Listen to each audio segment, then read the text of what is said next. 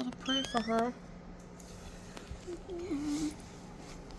Dear Lord Jesus God, please lay your hands on Tawny Pelt so that she can stay here on earth with us longer and still be with us, and to make her be all healthy and to be able to get back to normal, enjoy her food, and all the things that a kitten should be able to feel and do.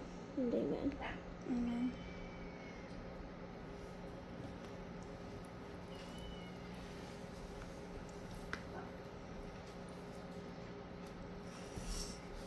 Yeah, see, it's good, isn't it?